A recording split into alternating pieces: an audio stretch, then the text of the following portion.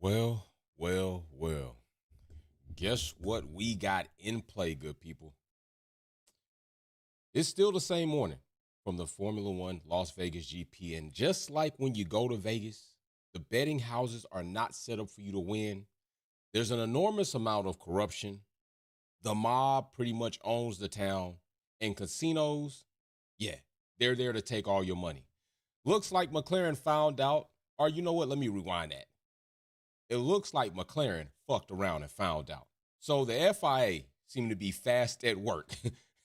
And I have told you all this before. I have told you that there is a sports saying that when you're going into the game, pretty much like the Kansas City Chiefs of the new football era right now, you want to do everything that you possibly can to take the game out of the referee's hands because the other team gets favorable calls or they get no calls that don't go against them. You got to take the referee out of the game, and it looks like McLaren is not at that level to take Red Bull and Max Verstappen out of the game. The fix is in. The fix is in. Max Verstappen winning this race probably has emboldened and empowered, much like the MAGA supporters out there, to say all types of racial things and do foolery in public. The FIA has decided, you know what? Let's go ahead and disqualify both of these McLaren cars. Yes. Let's disqualify both of these McLaren cars. And I'm going to tell you something. I'm going to tell you, Paul in the super chat. Wow, what happened? I'm about to tell you what happened, Paul. Both McLaren cars have been disqualified from the Las Vegas GP. And this would put Max Verstappen closer to grasp another championship. And you are about to see or hear or read some of the most hypocritical bullshit on behalf of Max Verstappen, rats and roaches coming from underneath these rocks, feeling as if, oh my gosh, it's going to happen this time, because before they went in like vampires and the sunlight came out. You're about to hear some of the most hypocritical bullshit. You're about to hear Max Verstappen is winning against illegal McLaren cars. You're about to hear Max Verstappen is the GOAT. Max Verstappen is the Formula One god. You're about to hear all of this, but you know what you're not going to hear? You're not going to hear about what about when Formula One, Red Bull, Max Verstappen were completely an illegal team because they breached the cost cap. I mean, effectively, that's an illegally ran team. You breached the cost cap. You cheated. You cheated. What about AD 2021? Yeah, that was another cheat. What about asymmetric braking, a technical regulation that was put in place in the season, and we saw Red Bull's performance drop off the cliff like lemons running to the edge? What about the front wing? What about so many other things that we could count on a Red Bull being an illegal car, being an illegal team, and other drivers like Lewis Hamilton and several others racing against them? You don't hear that. So what you're about to hear is about to be very hypocritical. But this is what happens. This is what happens, Paul. The BS. The BS, brother. So, and you know what? It almost reminds me how these Max Verstappen people are about to be like kind of the MAGA supporters are. Right now, there's this thing where MAGA supporters are saying, hey, Bill Clinton's name is on that list. Democratic names are on that list. Do you still want to see the list now? Hell yeah, I still want to see the list. Yes, I still want to see the damn Epstein list. I want to know about every weirdo that was there on this island touching and doing things to children that shouldn't have been done. Yeah, I don't give a damn if it's a Democrat or a Republican. I don't care if you're white or if you're black. I don't give a damn. If you're a weirdo touching on kids, I want to see your name on the list so I can point your ass out. This is just a fact. So yes, Max Verstappen of Red Bull. Yes, Stefano Domenicali of Formula One. Yes, Ben Salim, which I call him Ben Slime of the FIA. I want to see the files and I want to see your names on that damn list because they're weirdos. They're weirdos in the sport of Formula One. That's what's going on. So yeah, I want to see your names. I want to see the list. This is crazy. Paul in the super chat. Setting the stage for the last round, last lap shootout. Couldn't even make it up unless you do. Brother, that is exactly how I would put that. That is exactly how I would put that, Paul. Facts, brother. So let's just take a look. You know, we got to take a look at the documents. I mean, this is crazy. It feels normal because they've been doing it for so long. Pretty much like the Republicans just breaking the laws to make laws and set pardons and and take underhanded deals, and Trump taking gold and Rolex watches on behalf of let me lower your tariffs. This seems regular because the higher ups are making it seem like the norm. Cheating is becoming the norm. Scandals seem to be becoming more and more the norm. Breaking the rules seem to be the norm. Formula One is about to compete with FIFA when it comes to the damn cartel being involved inside of their house. This is getting outrageously ridiculous. Outrageously ridiculous. And I would say to some teams, team principals, and CEOs of other Formula One teams, maybe you should have stood up a bit taller. Some of you didn't stand up at all. Maybe you should have spoke a bit louder, and maybe you should have been more unified when they cheated Lewis Hamilton in 2021. You should have saw the writing on the wall then. If they'll do that and then admit they were wrong, and then come out and publicly put out damn speeches about them being wrong, put out material about them being wrong, and then not go back and fix it, hell, who's safe? None of you are safe. None of you are safe unless you're Red Bull. So let's just take a look at the document, shall we? Mary Beanie says FIA still want the Golden Boy champion. Yeah, they want him. They do. They do. It looks fishy. It looks ultimately fishy. 100% facts, it looks bad. It does look bad. I'm telling you right now, it looks bad. So let's just take a look at this document. All right. We have good old Lando Bottle Norris right here. McLaren F1 team at 2329. All right. The thickness of the plank assembly was below the permitted minimum thickness. Now, this is not just for one car. This is not just for one car. This situation is for both Formula One McLaren cars. Both Piastri and Lando have been disqualified from the Las Vegas GP, giving them no points, allowing Max Verstappen, who won the race, to close the gap with obscene pace. All right? With obscene pace. It is what it is. It is what it is. So as we see right here, car 4 is disqualified from the race classification. All other drivers move up in the classification. So that right now means that Russell and Antonelli, I believe, matter of fact, let's take a look because I got the timing sheet right here. So if all other drivers move up, that means Russell is now second, Antonelli is now third. So both Mercedes cars move up in the higher points, but on the podium effectively. And that means Antonelli should be getting Russell's trophy and Norris should be giving his trophy to Russell. Oh my gosh. But guess what? Guess what, people? Guess what? This is where Zach Brown is shaking in his boots right now. This is where McLaren are sitting back and saying, we might have effed up. This is where the Roosters, you can hear them just coming from down the street. You can hear them, and they're just clucking. You should have protected Oscar Piastri. You should have protected the Drivers' Championship when Oscar was leading at a very, very, very nice gap to Lando and Max. You should have protected that. The Roosters are coming. You can't see them yet, but you can hear them. And they might just divert. They might take another road. They may go left. They may go right. But guess what? It's a pretty good chance right now they're going to keep coming straight on down, and you're going to see them crest over that hill, and before you know it, they'll be on your front lawn and inside your house because the Roosters will be home. That's what this is seeming like. That's what's looking what I told you. McLaren might ultimately look like one of the dumbest teams in Formula One for not employing a simple strategy of defense and offense. As Zach Brown wanted to seem so cunning, we're not playing defense. We're playing offense. Well, motherfucker, guess what? I don't know, Zach. I know you were on the Wheel of Fortune, I believe, or was it Jeopardy? I know you're regarded as a smart individual, but I don't know a sporting game that you don't play offense and defense. You have to play both in order to win the game. You got to play both. It gives you a better opportunity and chance for sure. If you got a football game and you just play offense, hell, nobody's out there, I guess I don't know how we would set that up for one team to have a limitation to make points, but it doesn't really work. In the NBA basketball, you got to play offense and defense. Hell, in soccer, you got to play offense and defense. In baseball, shit, as slow as it is and as boring as it can be, you have to play offense and defense. So that was a stupid quote to make on the grid walk, I think it was. One of the grid walk, grid talk, one of the grid shits. That was stupid to say.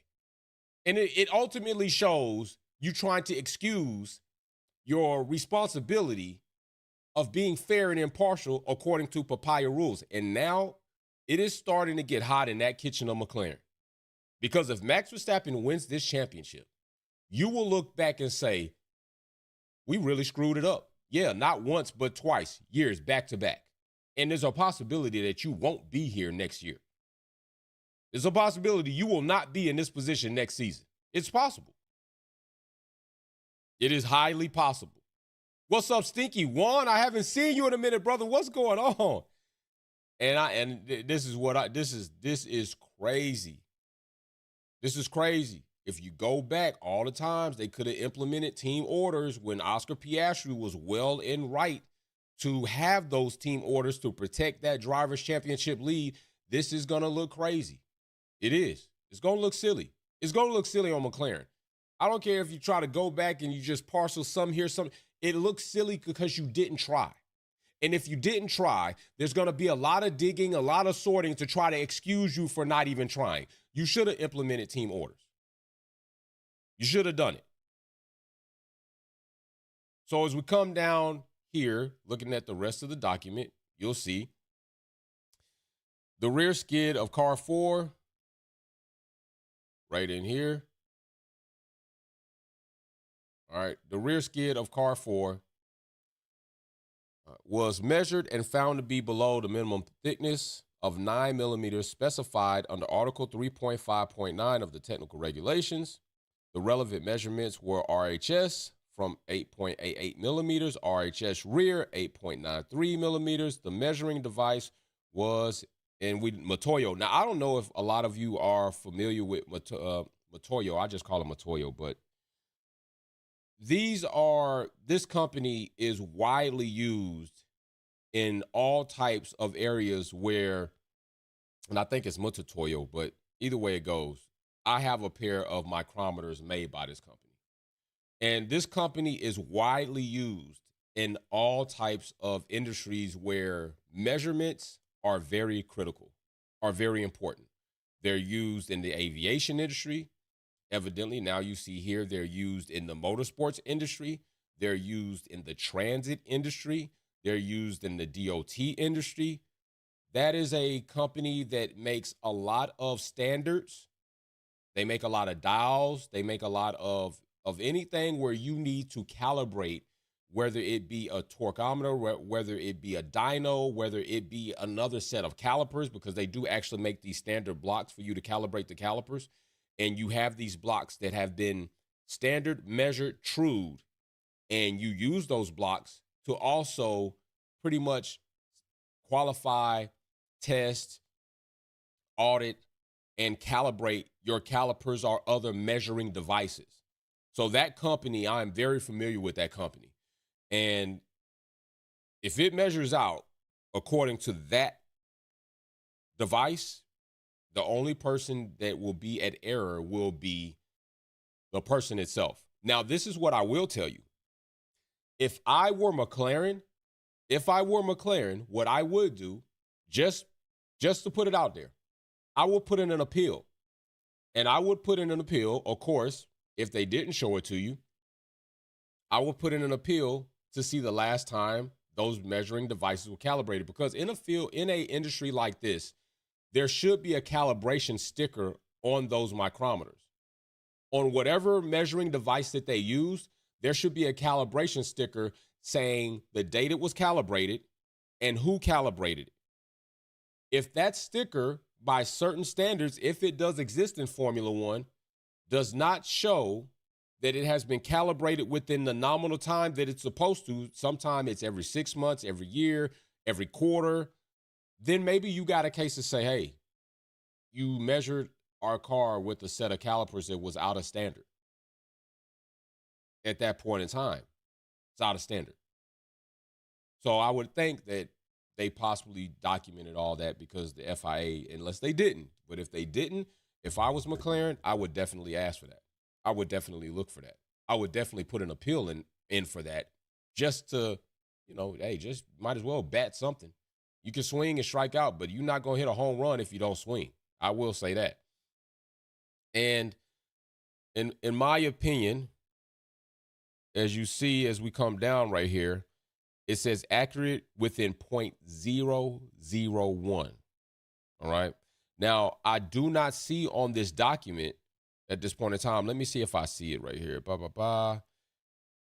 Toyo, according to, do we see anything where they mention the calibration and our standards of the equipment used? Just trying to look and see if they note that. Potentially accidental chain damage, technical breach, competitors reminded. No, so I don't see that in this document. Okay, when they mention the micrometers, which I just told you I have a set of Mitutoyo micrometers.